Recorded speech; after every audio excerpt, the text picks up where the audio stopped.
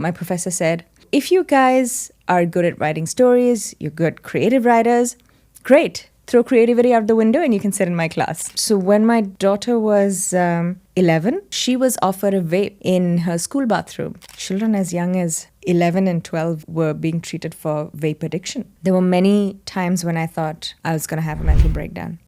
Because there are some stories where you just feel helpless. Like, someone tells you something and you can't do anything about it. For me, in my whole life, this has been one of the toughest situations.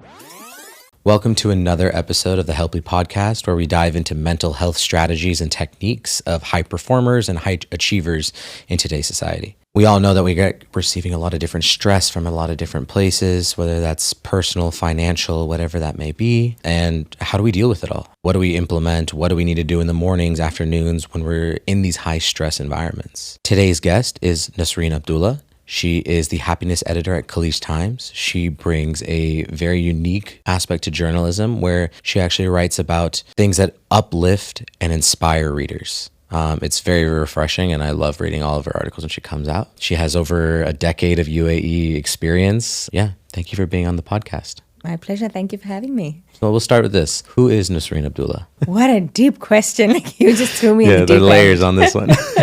I'm someone who likes to be happy, and I'm someone who likes to experiment with a lot of things. People would think, oh, she just jumps from one thing to another, but I like to try out things that catch my fancy.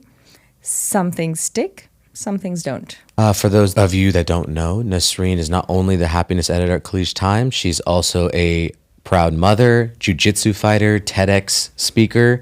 She really is a true superwoman, guys. So I'm very happy that you're here, and I'm happy that we can pick your brain on how you deal with everything that's going on. Can you share a bit about your journey of how you got into journalism? Let's start there. This is going to be a funny one. When I was, right from when I was a kid, I used to like writing stories, and I would write the most ridiculous stories. And I would just spend days at the computer typing out stories. Luckily, all of them are deleted and I never have to look at them again. So I always wanted to be a journalist. And when I was 11, I wrote my first article for Young Times, which was the children's magazine of Khaleej Times at the time. Oh, okay. Yeah. So you got in early. Yeah. I see. And I used to write throughout my childhood in university. But somewhere along the lane, I thought maybe I should go a different path. I considered engineering and so on, but eventually I came back to journalism. However, when I went for my first journalism class at the American University of Sharjah, my professor said, so if you guys are good at writing stories, you're good creative writers, great. Throw creativity out the window and you can sit in my class. That was like, oh no, kind of moment. It's a make or break kind of thing. You're like, you either like this, You're just like, the entire reason why I wanted to become a journalist. You're like, not anymore. Okay. Yeah. Very, very nice. And with that, I'm sure that there was a lot of different challenges that came with journalism. Did you go through that whole experience of like strict parents saying like, oh, if you're not a doctor, engineer, lawyer, you're a failure, whatever it may be. But I'm glad you found that passion. Did you have those kind of challenges, or was family supportive? So yeah, all of my cousins, we are 12. I and another one of my cousins, we're the only ones who are not a doctor or an engineer. Everyone else, they're all doctors or engineers, went to IIT, and we were the the black sheep in the family. Yeah. Okay. I love it. My grandfather was a lawyer, and so he was still alive when I wrote my first article. And he was extremely proud of me. So I think that kind of set the tone for the rest of the family. So from when I was really young, everyone kind of accepted that I'm going into the writing field. Also, my mom, she was a very traditional person. So she wanted me to pick a career which I could take along with looking after my family. So from a very young age, I used to remember her saying, if you have writing as a career, even if it's something you can do from home when you're looking after family. That was always programmed into my brain It's another thing. I never sat at home. I was always working. Okay. But yes, so I didn't have any kind of pressure to go into a certain field. My parents were pretty accepting, and I'm an only child. So they were just like, okay, we'll just take whatever you give us. I love that. You're like, I'm all you got. You got to take me. Well, one of the things that I really admire and I think is so refreshing in today's world is that you choose to write about like these human interest stories and really tell people stories that haven't been heard before. Whether I know we were talking previously about people being scammed out there, right? There's all of these things and what to avoid and, you know, all of this aspect. And I'm sure there's a lot of pressure that comes with that. So I guess the first part of my question is, how did you choose, you wanted to be like more of like the happiness side? Because, you know, when I don't want to turn on the news today, right? Because you turn it on like presidential assassination attempts and, you know, the abuse and geopolitical issues, all of these things. I want positivity in my life. Yeah. So I guess that's probably maybe somewhere, but tell me, how did you come to that? So, I mean, unfortunately, Happiness Editor was just a title that was given to me. It did not have me picking that. But when I came in, see, like I said, I've always enjoyed stories. So when people would share their experiences with me, I would be interested in it. And, you know, even now, my friends, they're always making fun of me that if they say something, I'm going to turn that into a story. That's so true. I think we've had a couple of those actually that have come to life that way. Now that I'm thinking about it, yeah. Yes, they just mentioned something offhand, and I'm like, is there a story there? Yeah. So somehow, I think also it's a kind of energy you attract. There are some really amazing stories that have come to me, and sometimes it just comes. Actually, last week, out of the blue, a guy messages me on Instagram and says, will you write my story? And I was like, what is your story? Oh, you know, I survived 80% burns. And I was like, what? And then light bulbs are clicking. Yeah. And I'm like, okay, tell me what happened. So it turns out he was a driver in a farm in Aldeid. Okay. And he had just returned from a vacation in India. And like he had woken up for Fajr prayers. And before he went to have a bath, he thought, okay, let me just have a chai. And he switched on his gas and it burst. Wow. And the way he said his story, I actually had a lot of trouble writing it. Every sentence I wrote, and he sent me pictures, he sent me videos. It would just get so overwhelming because 80% burns. He was in a coma for 3 months. So when he went into the coma, he was 86 kgs. When he came out of the coma, he was 40 kgs. Wow. He could not even lift an empty bottle. A couple of days after he woke up, he felt like he couldn't hear properly. So it turns out the 3 months that he was in the coma, the doctors were giving him antibiotics so that his skin wouldn't get infected. And the overuse of antibiotics had made him deaf. Wow. And they sent him home. By the time he could sit up, they sent him home to India. And he then, with his own determination, because at that time, all he could do was sit. He couldn't even, stand up. He started walking, he started doing physiotherapy. And at the time of his accident, his wife was pregnant. It was just such a multi-layered story. Yeah, pulling at the heartstrings, seriously. Yeah, and the poor man, he's still in India. He's got 2 kids. He's well, but he still doesn't have a job or he doesn't have a means of income because he's deaf. A lot of doors are being shut to him.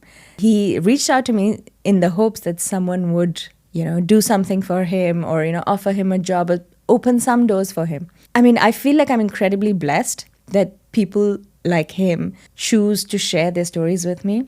Yeah. Because you don't have to. These are incredibly personal, private things. But they do open out to me. They do share stories. And also I think because I don't look at it only from a perspective of a story, I'm genuinely interested in their lives. I was going to say, I think that's something that's I've always noticed about you, and we've had conversations, you ask questions with and have genuine interest in listening. Some people just ask to have for the sake of conversation, but you ask follow-up questions. You ask, what does that mean? How did that make you feel, etc. And you get into it, and you can tell that you're into these stories. And I think I just admire that characteristic in you very much. Thank you. Yeah. And I think that's why some people share such stories with me. Every person who's told me their story, I carry a piece of it in my heart. And I always think of them, pray for them. And, it's a very humbling feeling when people choose to open their hearts to you, let you in. Yeah. I can see you take a little bit of pride in that too, to be able to say, okay, that's nice that they trust you to tell that story, right? Exactly. It's a very vulnerable moment to be in. Yes, exactly. That's beautiful.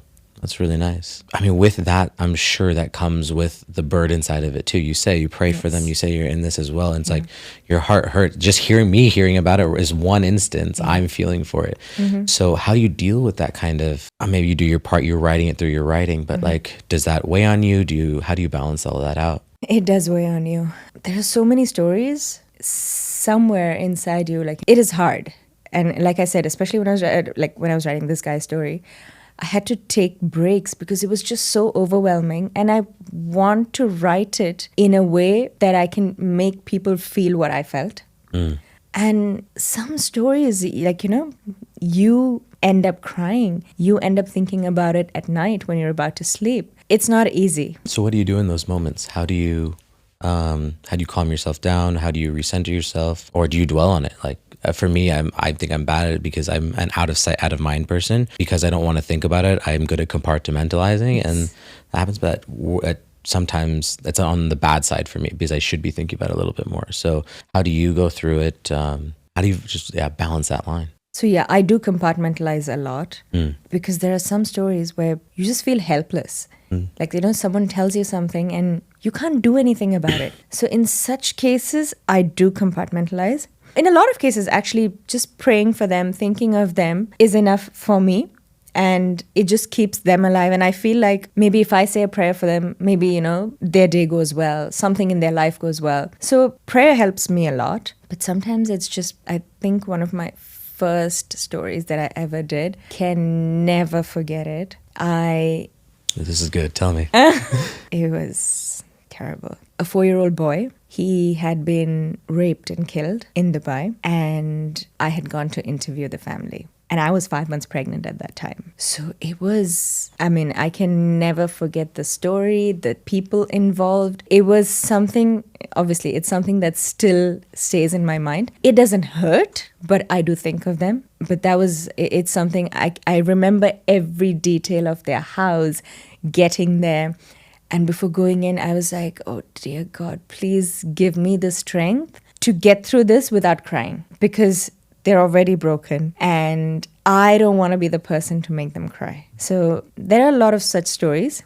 Most of the stories I'm able to let go and just think of it as, okay, I've done something for them. But some stories are very, very difficult. That can be challenging. I could only imagine. I would think that there's this balance of like, hey, how do I take this in? How do I tell it properly? How do I cope with these things? And how does it not relate or not relate to my own personal life, right? Do you do that? Do you find a lot of like truths in the work that you do that maybe you share with family, your kids, anything like that? Do you tell them a lot about the stories of, hey, be careful of this, or hey, this is something to be prideful for? Yeah, I do. A lot of times they know what stories I'm working on. They know about scams. But also a lot of times they give me stories. Really? Yeah. Tell me more about that. So when my daughter was 11, she was offered a vape in her school bathroom. Okay. And she came and told me about it. And obviously I went to school and I raised it. And the principal was very honest and open, and he mentioned about the challenges they face because of vapes. And he was very honest about there were a lot of shops around the area that were illegally selling vapes to underage children. So he talked about he paid a visit to them, and he said, look, I'm not going to ask you, are you doing it or not? But if you do it again, I will get the cops involved. So there's a metro station close to their school. So he went up to and a lot of kids take the metro.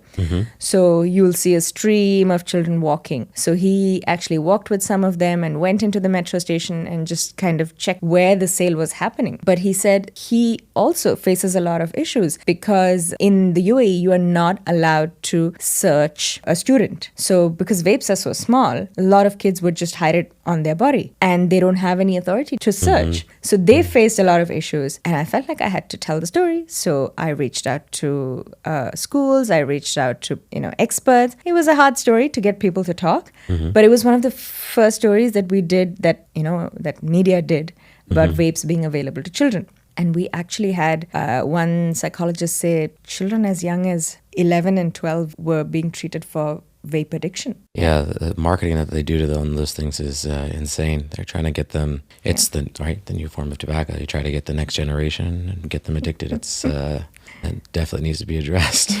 Yeah, and for me, again, really something that humbles me is when we write a story, we start a conversation. And a lot of times, even for academics, those who are writing papers, things we write, it supports what their research. And even if one person talks about it because of my article, it's a win for me. It's the beautiful thing about journalism. Yep. About the media, it's like, you need to you can touch one person and who knows where they are in the world nowadays, right? They could be anywhere. So another question I wanted to ask. So I know as a journalist, you're taking on these stories. As a mother, you're dealing with everything that comes along with mother, wife, daughter, everything, right? And on top of it all that, you find time for fitness and sports. I know you're super into jiu-jitsu.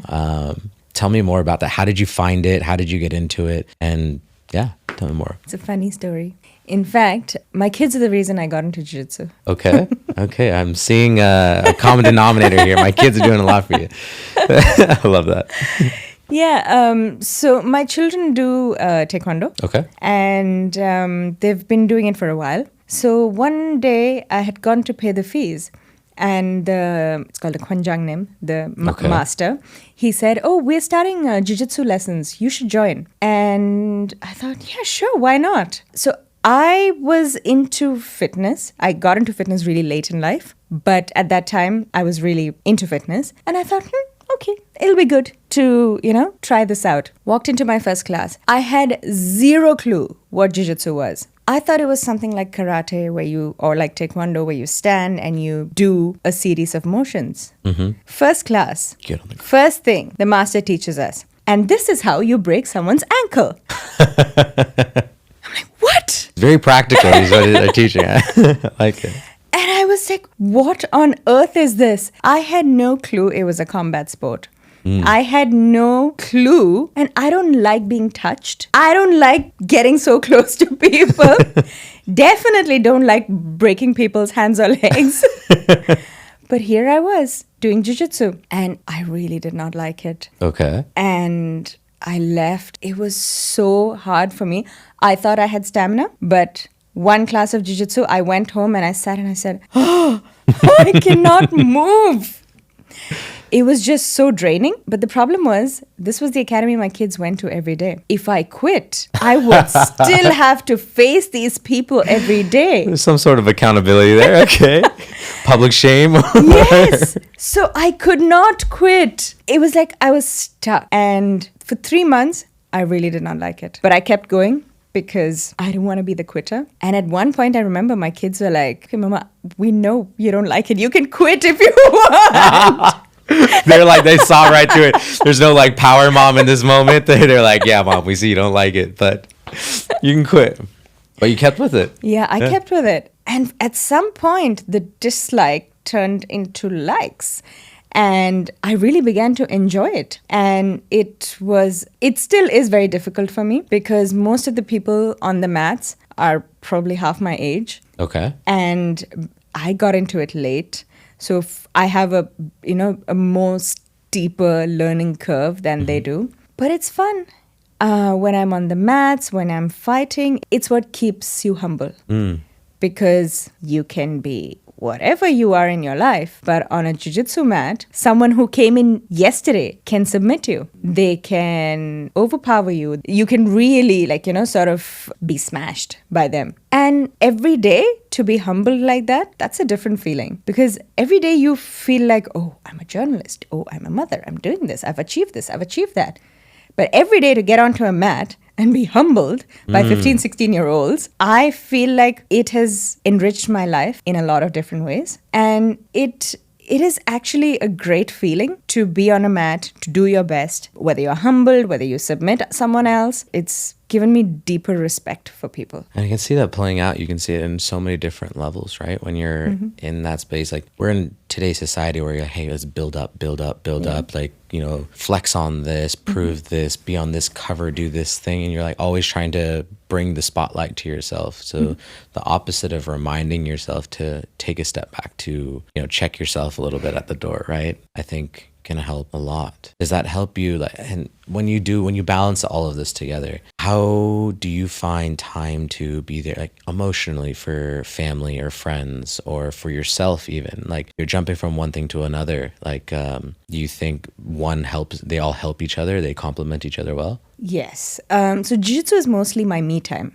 Okay. I really enjoy it so much. And the friends that I have over there, they're not the kind of people I would meet otherwise. We don't have overlapping lives. We don't have overlapping interests. So the people I meet there and the relationships I make there is something very unique to jiu-jitsu. Okay. So that's usually my me time. Work is a little bit more difficult because we don't have fixed hours. There have been times when news broke at 10 p.m. and it was all hands on deck. There are times when I have to cover the Apple store opening at 7:30 a.m. Okay. So it's kind of hard to put a limit. And sometimes, even when I'm with kids or when I'm with family, I'm like either thinking about a story or speaking to people. But also, it gives me a lot of flexibility. Summer, when the kids are off school, I have a lot more flexibility to spend time with them. Or, and they understand the nature of my job. So sometimes I'll say, okay, I need to write a story, so you can't disturb me for the next couple of, minutes or hours or whatever. And they're okay with it, but I'm still around them.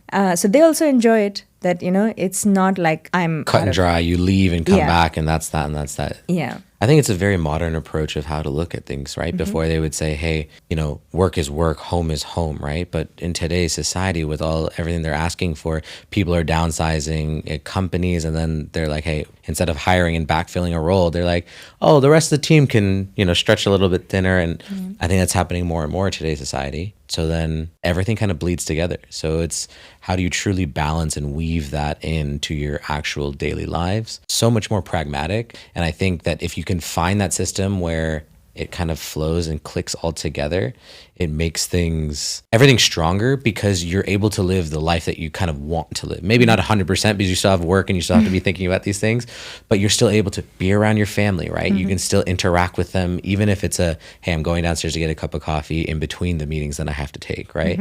You still get to see them and be around them. And I think that means everything, to be honest. Yes, absolutely.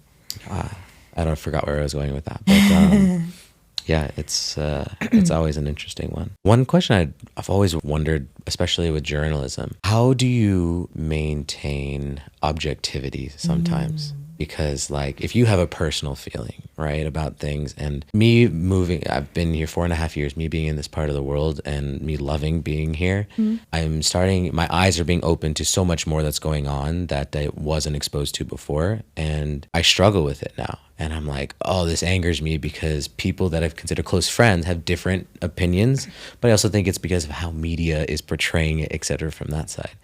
So as a journalist, how do you maintain that objectivity? Or are there times where you're like, no, I'm absolutely not writing this story or anything like that? Tell me. That's a very difficult question. So it is hard to maintain objectivity a lot of times, but that's why we have a lot of checks and balances. And I don't think people fully realize how in a newsroom there are some stories which we agonize over a word. I still remember there was one story, I think it was the vaping one. It was the first time we were writing about it, and there was a lot of discussion, I would say, about using certain words, about addiction, about and even not just that, if there are crime, anything of that sort. Every word of ours is very carefully measured. We have checks and balances. We have people from my boss is Saheem.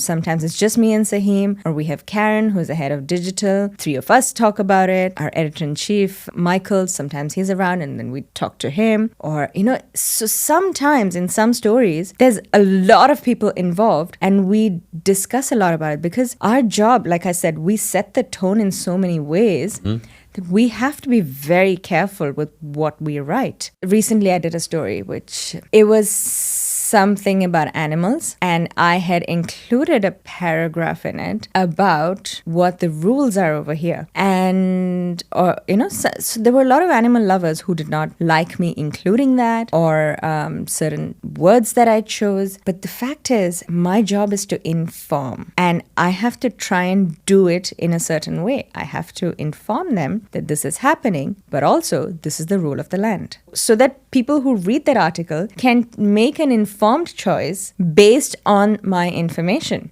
So if I said something like, okay, this is happening, but I don't give them that this is the rule of the land, what if they end up doing that? Okay, you are a little confused about what it is. It was about feeding stray cats. Okay. But the rule is a little bit ambiguous. Okay. The rule is that you're not supposed to. And I need people to have that information before they decide to go out and feed a stray cat so that they cannot say, oh, this article misled me. Yeah. And also, I know where you were getting at the entire, conflict issue. I think for me in my whole life, this has been one of the toughest situations. When after the conflict broke out in October in Palestine, I struggled so much. We did not do a lot over here. We were covering only local stories. But everything that you see on social media, it just breaks you so much. There were days when I would just burst into tears in the middle of a place. It is one of the hardest things that I have ever lived through. Even though I've lived all my life here, I've known the situation that this presented to you the way it was presented. It was very hard. And there were many times when I thought I was going to have a mental breakdown. And actually at that time, it was this job that saved me because I got the chance to go on a rescue plane to Rafah border and just meeting those people and seeing the kind of difference the initiative made. It just gave you a little bit of comfort and just gave you a little bit of closure. But I know I was very, very, very lucky because people around me, friends, family, acquaintances, they want to do something, but they're not able to. So again, I felt very blessed that I was able to go there, meet these people. It helped me to kind of come to terms with it a little bit. But even today, it's very, very difficult to see what's happening. It's a challenge. And yeah, I was being coy about it, but it's super tough. I think growing up in the United States, I think you see a lot of media and they see the power of the media. And now I think maybe now working on the media side, I see how things can be dictated and controlled a little bit more. And so that was, you're insulated when you're in the US. You don't see it because it's not happening in front of you or to your friends or whatever. It's like in some distant land. And so to see what's happening now, I'm shocked by it. And I see my friends post certain things online and it's not anger at them. It's more of anger. It's like, look, I know that you're not getting the full picture. And I think that's the objectivity. That's why I wanted to ask that question, just because somebody always has an agenda, right? And so it was struggling. And so then, whereas I used to be kind of politically agnostic, where I'm like, hey, I don't want to take one side or the other because I don't know the other person's side of the story, I feel more inclined seeing this side of the story and wanting to make sure, hey, look, if I repost this or if I'm saying this or I'm trying to, do my part in whatever way small way that I can, at least maybe they might see the other side at some point and then they might question it because we follow blindly and that's always a struggle. And so I appreciate it. It's like, how do you keep that objectivity to say, hey, look here, these are the facts. You have to come to your own informed decision, but we can give you the best facts that we can from that side. Another question that I had for you, balancing everything that goes from there. You've told me in the past that gone through some mental health issues. You've said you've had a breakdown before. Tell me a little bit more about it. it was particularly related to the Gaza issue. I don't think I have felt so strongly, so deeply, or so helpless about anything else in my life. Probably because no other conflict has been so widely documented on social media. And every day, waking up and seeing children being killed. As a mom, that really deeply impacts you. And some nights I would just go to my kids and I would hug them and cry. And sometimes I remember one night I woke up and I heard my husband breathing and I started crying. And he kind of woke up and he was like, "Why are you crying?" What do I tell him? "I'm crying because you're breathing?" You can't really explain that to another person, because I kept thinking about women in Gaza every day, every night. They're scared for their lives, for the lives of their loved ones. They probably wake up at night and listen to make sure that everyone is alive and everyone is breathing. Or, if their house has been ruined, they probably are around trying to listen for their loved ones breathing. It was just so overwhelming. And even now, sometimes, like a lot of times, I avoid thinking about it because I'm not able to handle it. Like now the latest news to come out of it, boy with Down syndrome was mauled to death by a dog. And I'm like, how does a human being reach a place where they're able to do this to someone else? And it's been a very paradigm shifting kind of a conflict. A lot of things which I thought was true, a lot of beliefs, like your entire belief system is being questioned. And that kind of makes you reevaluate everything in life. So for me, this has been probably one of the hardest things I have ever experienced. And so what do you do? How do you get through your days? I mean, I feel like from what I'm hearing, it kind of comes and goes in waves. Yes. But in those high stress, you said, you go hug your kids, or sometimes emotionally you have to cry and let it out. Are there other ways that you found that help you? I would help in whatever ways I could.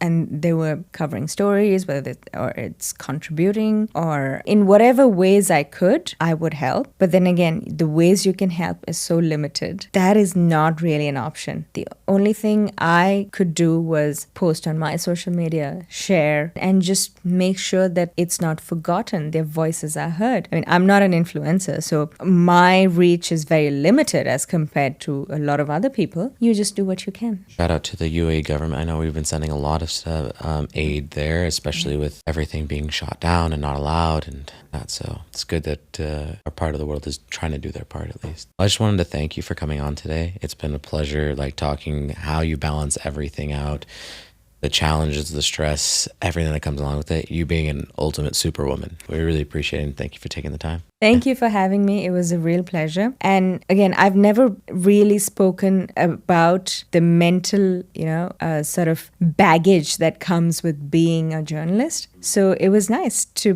be able to talk about it and to share it with someone who understands. Yeah, absolutely. It's through our conversations, it's always been one of those things where it's like you hear it and you hear the weight behind it sometimes, and you're like, you tell me a story or something like that, and I'm like, wow, people need to hear this, hear it, because it's like, with like a Ryan Reynolds where we break down the fourth wall, right? And you see that sign, you're like, whoa, I didn't even expect that or think about that because I'm not in those spaces. So that's what we like to do here. So awesome. Thank you for sharing. Thank you, Aaron. Awesome.